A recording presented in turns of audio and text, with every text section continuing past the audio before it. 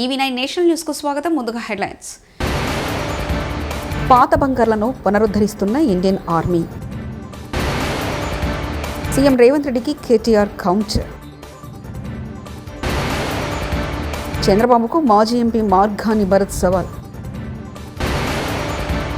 ఏపీలో భూ ప్రకంపనలు, భయోందనలో ప్రజలు. పహల్గాం ఉగ్రదాడి అనంతరం భారత్ పాకిస్తాన్ల మధ్య ఉద్రిక్తతలు తారస్థాయికి చేరుకున్నాయి. పాక్ ఉగ్రవాదులను వెంటాడి వెడతామంటూ భారత్ భీషణ ప్రతిజ్ఞ చేయడంతో యుద్ధ మేఘాలు కమ్ముకుంటున్నాయి. ఢిల్లీ, ముంబైతో సహా దేశవ్యాప్తంగా మాక్ డ్రిల్స్కు భారత్ సిద్ధమవుతుండగా ఇదే సమయంలో అంతర్జాతీయ సరిహద్దుల వెంబడి దశాబ్దాల నాటి పాత బంకర్లను పునరుద్ధరించేందుకు పనులను ఇండియన్ ఆర్మీ చేపట్టింది. కంచుకోట లాంటి ఈ బంకర్లు 1965, 1971 యుద్ధ సమయంలో ఆర్మీ వినియోగంలోకి తెచ్చింది. ఇప్పుడు మరోసారి వాటిని పునరుద్ధరిస్తూ ఎలాంటి పరిస్థితులు ఎదురైనా ఎదుర్కొనేందుకు సిద్ధమవుతుంది. జమ్మూ కాశ్మీర్లో ఉగ్రదాడి నేపథ్యంలో భారత్, పాకిస్తాన్ల మధ్య తీవ్ర ఉద్రిక్త వాతావరణం నెలకొంది. దీంతో ఈ రెండు దేశాల మధ్య యుద్ధం తప్పదనే వార్తలు వైరల్ అవుతున్నాయి. ఈ దేశాల మధ్య యుద్ధం ప్రారంభమైతే గెలుపోటములు అనేవి తర్వాత సంగతి. ముందుగా యుద్ధం చేయాలంటే భారీగా నిధులు కలిగి ఉండాలి. అది కూడా బిలియన్లు, ట్రిలియన్లో నగదు ఉండాలి. మరి భారత్, పాకిస్తాన్ దేశాలకు అంత భారీగా నిధులున్నాయా? అది కాక యుద్ధాల వల్ల భారీగా ఆస్తి, ప్రాణ నష్టం సైతం సంభవిస్తుంది. అలాగే భారీగా ఆయుధ సంపత్తి సైతం కలిగి ఉండి తీరాలన్నది సుస్పష్టం. ఆంధ్రప్రదేశ్ రాష్ట్రంలో మళ్లీ భూ ప్రకంపనలు సంభవించాయి. ప్రకాశం జిల్లాలో ఇవాళ మంగళవారం భూ ప్రకంపనలు రావడంతో ప్రజలు తీవ్ర ఆందోళనకు గురయ్యారు. పొదిలి, దర్శి, ముడ్లమూరు మండలాల్లో 2 సెకండ్ల పాటు భూమి కంపించింది. భయంతో ఇళ్ల నుంచి ప్రజలు బయటకు పరుగులు తీశారు. దర్శి నియోజకవర్గంలో గత ఏడాది డిసెంబర్లో వరుసగా 4 రోజుల పాటు భూమి కంపించింది. గుండ్లకమ్మ నదీ పరివాహక ప్రాంతాల్లో భూగర్భంలో మార్పుల కారణంగా భూమి కంపిస్తున్నట్లుగా ఎన్జీఆర్ఐ శాస్త్రవేత్తలు గుర్తించారు. విద్యుత్ ఒప్పందాలపై చర్చకు సిద్ధమా అంటూ చంద్రబాబుకు వైఎస్ఆర్సీపీ నేత, మాజీ ఎంపీ మార్గాని భరత్ సవాల్ విసిరారు. విద్యుత్ ఒప్పందాల్లో 11,000 కోట్లకు స్కామ్ జరిగింది. ఎక్కువ ధరలకు విద్యుత్ ఒప్పందాలు ఇలా చేసుకుంటారు. చంద్రబాబు బినామీలకు వాటాలు వెళ్లాయి. ప్రజలపై విద్యుత్ ఛార్జీల భారం మోపడం అన్యాయం కాదా అంటూ మార్గాని భరత్ ప్రశ్నించారు. ఎంఓయూ చేసుకుంటే మరి చంద్రబాబు నాయుడు గారు ఒంటికాలతో లేచాడు. బయట మార్కెట్లో ₹1.99 యూనిట్ ధర దొరుకుతూ ఉంటే ఒక స్కామ్కి తెర తీశారు జగన్మోహన్ రెడ్డి గారు అని చెప్పి ఒంటికాలతో లేచిన ఈ పెద్ద మనిషి, ఈ చంద్రబాబు నాయుడు గారు ఇవాళ ఒక పుట్టగొడుగు లాంటి పుట్టుకొచ్చిన ఈ కంపెనీలతో ₹4.60 ఏ రకంగా మీరు అగ్రిమెంట్ చేసుకుంటారని ఇవాళ సూటిగా అడుగుతా ఉన్నాం. స్కామ్ కాదండి ఇది. మీరు ₹2.49 అప్పుడున్న రాష్ట్ర ప్రభుత్వము, అప్పుడున్న ముఖ్యమంత్రి జగన్మోహన్ రెడ్డి గారు కేంద్ర ప్రభుత్వం సంస్థ అయిన సెకీతో ఎంఓయూ చేసుకుంటే ₹2.49 ఇప్పుడు చంద్రబాబు నాయుడు గారు ఒక ప్రైవేట్ లిమిటెడ్ కంపెనీతో ₹4.60 చేసుకోవడంలో మీ అంతరార్థం ఏంటి అని అడుగుతా ఉన్నా. అంటే ప్రజల సొమ్ముతో మరి ఏ బేసిస్లో వీరు చేస్తారనండి? అసలు బుద్ధున్నోడు ఎవడైనా చేస్తాడా? ఇప్పుడు సంవత్సరాలు గడుస్తున్నాయండి. సంవత్సరాలు గడిచేది ఇది గత 2 సంవత్సరాల క్రితము, 3 సంవత్సరాల క్రితము జగన్మోహన్ రెడ్డి గారు అగ్రిమెంట్ చేసుకున్నారు సెకీతో. మరి అప్పుడు ₹2.49 ఉంటే ఇదే పెద్ద మనిషి చంద్రబాబు నాయుడు గారు ₹1.99 బయట మార్కెట్లో దొరుకుతున్నప్పుడు నన్ను కోసినా ఉన్న ఆదాయానికి మించి ఉద్యోగులకు పైసా ఇవ్వలేనని తెలంగాణ ముఖ్యమంత్రి రేవంత్ రెడ్డి చేసిన వ్యాఖ్యలు బీఆర్ఎస్ వర్కింగ్ ప్రెసిడెంట్, మాజీ మంత్రి కేటీఆర్ కౌంటర్ ఇచ్చారు. ఈ సందర్భంగా మంగళవారం ఆయన మాట్లాడుతూ తెలంగాణ భవన్లో మీడియాతో మాట్లాడుతూ స్వతంత్ర భారతదేశంలోనే అత్యంత అసమర్థ సీఎం రేవంత్ రెడ్డి అని, ఉద్యోగుల త్యాగాల గురించి ముఖ్యమంత్రికి ఇసుమంత కూడా తెలియదని తీవ్రస్థాయిలో విమర్శించారు. తెలంగాణ ఎన్జీఓల త్యాగాల స్ఫూర్తితో ప్రత్యేక తెలంగాణ రాష్ట్రం వచ్చిందని, ఉద్యోగులకు మాజీ సీఎం కేసీఆర్ 73% ఫిట్మెంట్ ఇచ్చారని తెలిపారు. ఉద్యోగాలపైన తెలంగాణ కోసం కొట్లాడిన ఉద్యోగులపై సీఎం రేవంత్ రెడ్డి బాధలు బాధాకరమని అన్నారు. నీ కొండలరెడ్డి ఆస్తి పెరుగుతుంది, తిరుపతి రెడ్డి ఆస్తి పెరుగుతుంది, నీ వియంకున అప్పులు రైట్ ఆఫ్ అవుతాయి, నీ ఇల్లు 3 పెరుగుతుంది, కానీ రాష్ట్రం మాత్రం సంకనాకిపోతుంది, దివాలా అయిపోతుంది. ఎట్లయితుంది మరి ఇది? ఢిల్లీకి పోతే అపాయింట్మెంట్లు ఇస్తలేరు, చెప్పులు ఎత్తుకపోతారేమో అని చెప్పి కలుస్తలేరు అన్నాడు. అమ్మతోడు చెప్తున్నా ఈ మాట. నేను ఎవరు చెప్పులు ఎత్తుకపోతారట? అరే చెప్పులు ఎత్తుకపోయేటోళ్ళు వేరే పార్టీ వాళ్ళు ఉన్నారు ఇక్కడ, అది వాళ్ళ కథ వేరు. చెప్పులు ఎత్తుకపోవడం నాకు అర్థం కాదు. ఢిల్లీకి పోతే అపాయింట్మెంట్లు ఇస్తలేరు, ఎవరు ఇస్తలేరు? రాహుల్ గాంధీ ఇస్తలేడు. కరెక్టే, నీకు ఇయ్యరు కూడా. ఎట్లు ఇస్తారు? నీకు తెలిసిపోయింది నీ కథ అంతా. ఇయ్యరు. ఈ కొత్తగా ఎవరైనా సుట్టపోడు కొత్తగా వస్తేనేమో మర్యాద ఇస్తారు ఎవరైనా సరే, 4 రోజులు ఉంటుంది మర్యాద. ఇక కానీ నువ్వు వచ్చేదేమో ఢిల్లీకి నీ పని మీద వస్తావు. మీ మూటలు మోసుకపోయేందుకు 42, 43 సార్లు పోతావు ఇప్పటికీ. అందులోనట ఈయన ఎకానమీ క్లాస్లో పోతుండట. బా ఫోటోలు మొత్తం బయట పెడతాం, ప్రైవేట్ ఫ్లైట్లు, బిజినెస్ క్లాసులు, మీ ట్రిప్పులు మొత్తం ఫోటోలు బయట పెడతాం. సోషల్ మీడియాలో ఇప్పటికీ తిరుగుతున్నాయి, మళ్ళీ పెడతాం. అరే గింత అన్యాయం మాటలు మాట్లాడతారు. 43 సార్లు ఢిల్లీకి పోతివి, 43 పైసలు లేకపోతివి, ఏముంటుంది ఇజ్జత్ నీకు ఢిల్లీ మార్కెట్లో? వీడు ఊకొత్తాడు పోతాడు, ఎందుకు ఇవ్వాలి మీకు అపాయింట్మెంట్? ఇస్తలేరు, ఏం చేయాలి మరి? నువ్వు మూటలు మోసేందుకు వస్తున్నావు ఢిల్లీకి, రాహుల్ గాంధీకి మూటలు ఇస్తేందుకు వస్తున్నావు. మొదలు మర్యాద ఉంటుంది, ఇక ఆఖరికి దొంగలెక్కనే చూస్తారు. తెలంగాణ ఎన్నడూ కూడా పేద రాష్ట్రం కాదు. దేశంలోనే అత్యధిక వరి పండించే రాష్ట్రం తెలంగాణ. సన్న బియ్యంతో అన్నం తిన్న మొట్టమొదటి రాష్ట్రం తెలంగాణ. నిజాం కాలం నాడే తెలంగాణలో రైల్వే వ్యవస్థ, ట్రాన్స్పోర్ట్ వ్యవస్థ, కాకతీయులు కట్టిన గొప్ప చెరువులున్నాయి. అలాంటి తెలంగాణను రేవంత్ రెడ్డి దివాలా తీసిందని దివాలాకోరు మాటలు మాట్లాడుతున్నారు. రేవంత్ రెడ్డికి పరిపాలించడం చేతకాక, అనుభవం లేక ఏం మాట్లాడాలో తెలియక మాట్లాడుతున్నారంటూ ఎంపీ ఈటెల రాజేందర్ వ్యాఖ్యానించారు. తెలంగాణలో గొప్ప చెరువులతో రామప్ప, లక్నవరం లాంటి కాకతీయులు కట్టినటువంటి చెరువులు కావచ్చు. ఇవాళ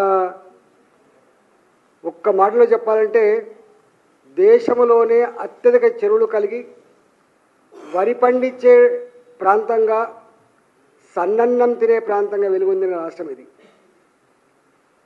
ఆనాడు పక్క రాష్ట్రం ఆంధ్రప్రదేశ్ రాష్ట్రం తమిళనాడు ప్రాంతంలో ఉంటే అక్కడ జొన్నన్నం తినేటువంటి సందర్భంలో మన రామప్ప కింద, మన లక్నవరం కింద వాళ్ళు వచ్చి ఇవాళ బియ్యం కోసం, సన్నన్నం కోసం ఎగబడ్డ చరిత్ర తెలంగాణది. ఉమ్మడి ఆంధ్రప్రదేశ్ రాష్ట్రంలో 69 ఉద్యమం వచ్చింది. నిధులు మావి, సొమ్ము మాది, సోకు మీద అవుతుందని చెప్పి, ఉద్యోగాలు మావి, మీరు అనుభవిస్తున్నారని చెప్పి 69 ఉద్యమం జరిగింది. ఆనాడు 6 పాయింట్ ఫార్ములా వచ్చింది, అదొక సబ్జెక్టు. తెలంగాణ ఉద్యమం కొనసాగుతున్నప్పుడు అనేక సందర్భాల్లో ఇవాళ తెలంగాణ స్వయంగా అభివృద్ధి చెందిన ప్రాంతం ఇది.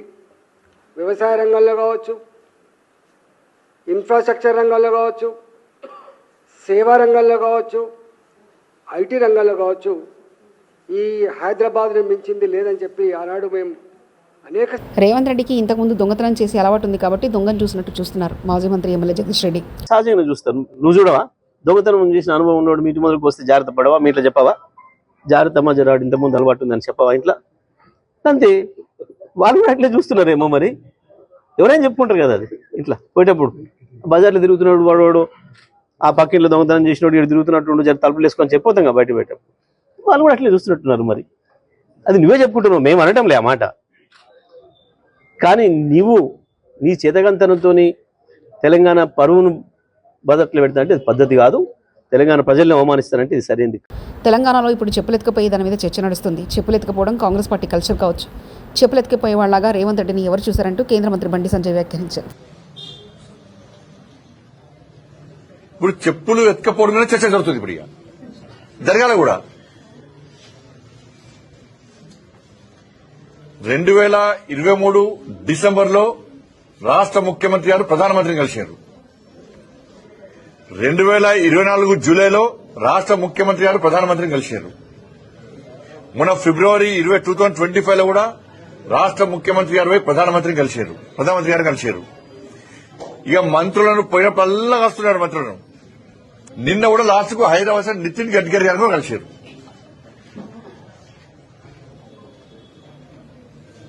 ఎప్పుడు మీకు అపాయింట్మెంట్ ఇవ్వలే, ఎప్పుడు మీతో మాట్లాడలేదు. చెప్పులు ఎత్తుకపోయేటోళ్ళక ఎప్పుడు చూసారు, ఎవరు చూసారు? అక్కడేమో పక్క రాష్ట్రంలో ఏపీ నుండి బీజేపీ ఎంపీలు అమరావతి కోసం 1,00,000 కోట్లు కేంద్రం నుంచి తెస్తున్నారు. ఇక్కడేమో బండి సంజయ్ ముండమోసినట్లు కాంగ్రెస్ పార్టీ మీద ఏడుస్తున్నారు. కాంగ్రెస్ ఎమ్మెల్సీ అద్దంకి దయాకర్. మీకు చేతనైతే ఆ మోడీ గారి కాడ పోయి కూర్చొని ఏమన్నా ఉంటే సాధించుకొని రండి. కనీసం విభజన చట్టంలోని అంశాలనన్నా సాధించుకొని రండి. 11 సంవత్సరాల మీ పరిపాలనలో ఇలా మీకు 8 ఎంపీలు ఇచ్చిండ్రు, 8 ఎమ్మెల్యేలు ఇచ్చిండ్రు, మిమ్మల్ని ఇద్దరిని మంత్రులుగా కూడా ఇక్కడ ఎలగబెట్టమని పంపించిండ్రు. మీరు ఏం చేస్తుండ్రు? పొద్దుగాల లేస్తే ఇలా ప్రభుత్వం మీద ఆడిపోసుకోవడం తప్పితే మీకు ఇంకో పని లేదు. ఆ పక్క రాష్ట్రంలో ఉన్న 2 మంత్రులు పాపం వాళ్ళు వాళ్ళ పేర్లు కూడా సరిగా గుర్తులేదు.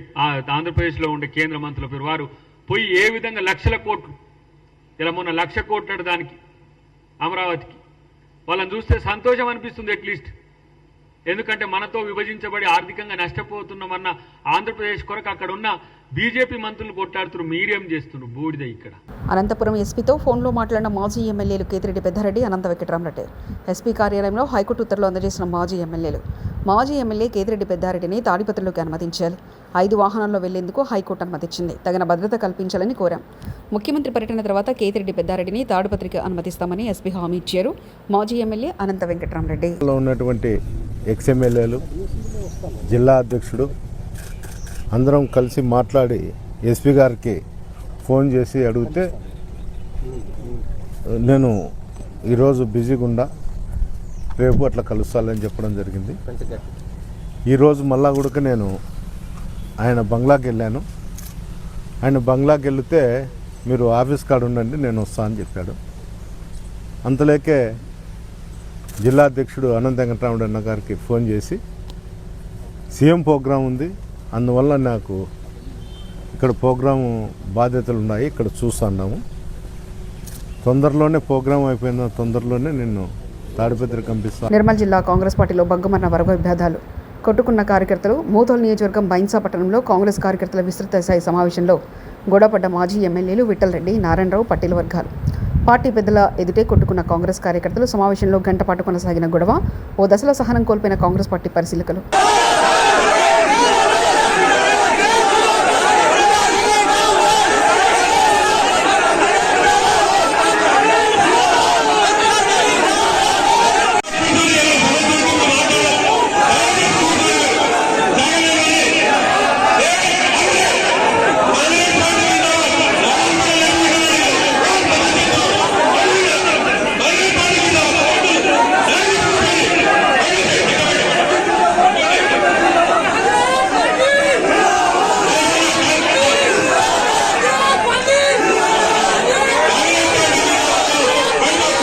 దేశంలోని అత్యుత్తమ రాజధానిగా Amaravati. Madiga corporation chairman Undavalli Sridevi media సమావేశం. ఇది సరిగ్గా జగన్మోహన్ రెడ్డి గారికి సరిపోద్ది. ఎందుకంటే ఇప్పుడు రాష్ట్ర ప్రజలందరూ కూడా సంతోషంగా ఉంటే మరి వేదనలో ఉంది, బాధలో ఉంది ఎవరు? జగన్మోహన్ రెడ్డి గారు. ఆయన కనుక ఆయన చెప్పిన మాటలు అమరావతి గురించి ఏ విధంగా మరి అమరావతిని అటకెక్కిచ్చారో, పనులు ఏ విధంగా చేయకుండా మరి అమరావతిని కొల్లబొడిచారో రాష్ట్ర ప్రజలందరూ దాన్ని గమనించాలి. మరి దుర్యోధనుని యొక్క అత్యాసే కురువంశం నాశనం. అంటే ప్రతిదానికి కూడా నాకే కావాలి, నేనే దోచుకోవాలి, దోచుకో పంచుకో తినుకో అని కాన్సెప్ట్లతో అక్కడ రాజధాని పనులు అటకెక్కించి అవినీతి సిగ్గుపడేలా కూటమి ప్రభుత్వం అవినీతికి పాల్పడుతుందని వైఎస్ఆర్సీపీ మహిళా అధ్యక్షురాలు ఎమ్మెల్సీ వరద కళ్యాణి ధ్వజమెత్తారు. మహిళలకు ఇచ్చిన ఏ ఒక్క హామీని అమలు చేయకుండా వారిని కూటమి ప్రభుత్వం మోసం చేసిందని మండిపడ్డారు. ఇప్పుడు కొత్తగా కుట్టు మిషన్ల స్కామ్ చేస్తున్నారని ఆరోపించారు. అదే కుట్టు మిషన్స్ ట్రైనింగ్ స్కీమ్ అనేది ఒకటి పెట్టారు. అందులో ఏకంగా మొదటి విడతలో 157 కోట్లు దోపిడీ చేయడానికి వీళ్ళు ప్లాన్ చేసి ఓవరాల్ గా 245 కోట్లు 50 రోజుల్లో దోచుకోవడానికి వీళ్ళు ప్లాన్ చేశారంటే ఎంత దారుణమో, మహిళల్ని మోసం చేయాలనుకోవడం ఎంత దురదృష్టకరమో మనం అర్థం చేసుకోవచ్చు. ఈ రోజు ఒక్క మహిళల్లో ఈ వర్గం ఆ వర్గం అని లేదు. బీసీలు, కాపులు, రెడ్లు, అలాగే కమ్మ, క్షత్రియ, వైశ్య అంటే ఎకనామికల్లీ బ్యాక్వర్డ్ క్లాస్ లో ఉన్న మహిళలకు కూడా అందరికి కూడా ఈ కుట్టు మిషన్లు ట్రైనింగ్ ఇస్తామని చెప్పి వీళ్ళు అందులో పెద్ద స్కామ్ కి తెరలేపడం నిజంగా చాలా దురదృష్టకరం. ఈ రోజు రాష్ట్రంలో తీసుకుంటే అప్పుల్లో ఒకవైపు రికార్డు సృష్టిస్తూ ఉన్నారు, ఇంకోవైపు అవినీతిలో రికార్డు సృష్టిస్తూ ఉండే పరిస్థితి మనకు కనిపిస్తూ ఉంది. అసలు అక్షర క్రమంలో ఆంధ్రప్రదేశ్ నంబర్ 1 స్థానంలో ఉంది. తీసుకుంటే అవినీతిలో కూడా ఈ రోజు నంబర్ 1 స్థానంలో ఈ కూటమి ప్రభుత్వం అధికారంలోకి వచ్చాక తీసుకొచ్చిన పరిస్థితి మనం చూసాం. ఎన్నికల టైంలో సూపర్ 6 హామీలు అని చెప్పారు. ఇప్పుడు అధికారంలోకి వచ్చాక సూపర్ స్కామ్స్ అమలు చేస్తూ ఉండే పరిస్థితి మనం చూస్తూ ఉన్నాము. ఎన్నికల టైంలో బాబు షూరిటీ భవిష్యత్ గ్యారంటీ అన్నారు. ఈ రోజు బాబు షూరిటీ అవినీతి గ్యారంటీ అన్న టైపుగా వీళ్ళు పరిపాలిస్తూ ఉండే పరిస్థితి మనం చూస్తూ ఉన్నాము. అలాగే తీసుకుంటే తెలుగుదేశం పార్టీ కాస్త ఇప్పుడు పాత బంకర్లను పునరుద్ధరిస్తున్న ఇండియన్ ఆర్మీ. సీఎం రేవంత్ రెడ్డికి కేటీఆర్ కౌంటర్. చంద్రబాబుకు మాజీ ఎంపీ మార్గాని భరత్ సవాల్. ఏపీలో భూ ప్రకంపనలు, భయోందనలో ప్రజలు. ఇవి బులెటిన్ విశేషాలు. చూస్తూనే ఉండండి EV9 నేషనల్ న్యూస్.